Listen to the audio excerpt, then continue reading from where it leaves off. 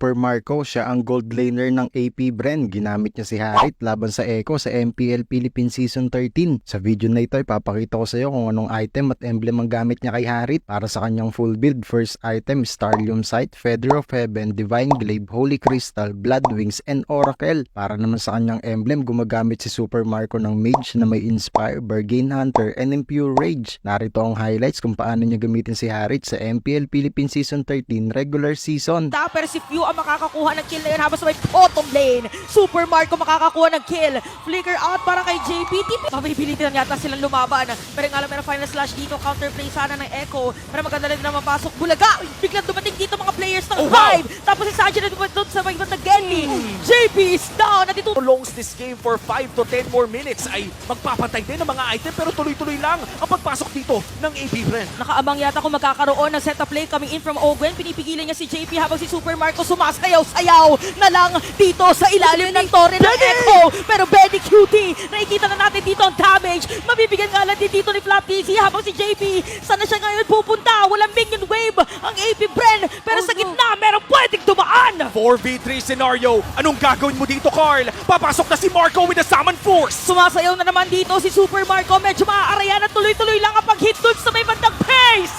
AP Bren! Ito bonus clip Harit highlights ni Super Marco sa Game 3 kontra Echo. Tuloy na. At ito na nga, sino makakakuha niyan? It's gonna be Kyle TZ. Tapos may iba na likod, si Super Marco ay sumasayaw-sayaw. Kumikenteng-kenteng pa nga para mapatay si JP. Habang si Sanford dito ay maiiwan. Sanji pwede rin habulin.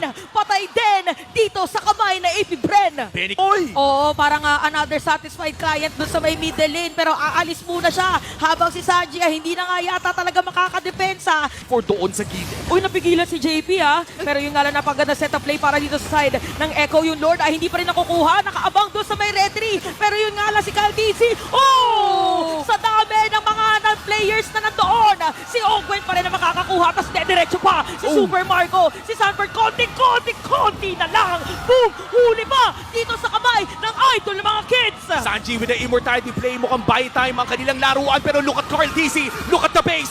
Mukhang may base race na magaganap. Benny Cutie versus the world at Flap DC ang susunod. Mukhang hindi siya makakatakas at hindi rin matutuloy si Carl doon sa baba. At nagkakakapitan pa rin na doon sa mga may immortality. Super Marco, Kyle TC. Nakasalubong ni Kyle TC at biglang nawala.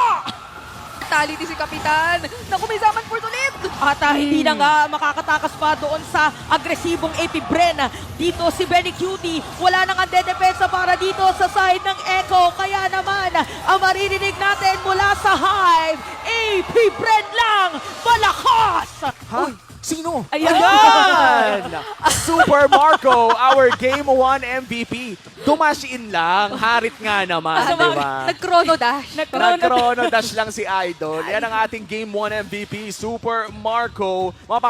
Woo! Ka talaga sa kanyang Oo, performance. ito yung Super Marco yata na hindi lang basta Torre ang piniling kalabanin, na may kaunting gusto kong lumaban ng kalaban na tipo ng Super Marco talaga. Kasi even in the first few objectives na nakita natin mula sa gold laner dito ng AP Bren, ay nakatutubang makita na hindi lang basta pag-iwan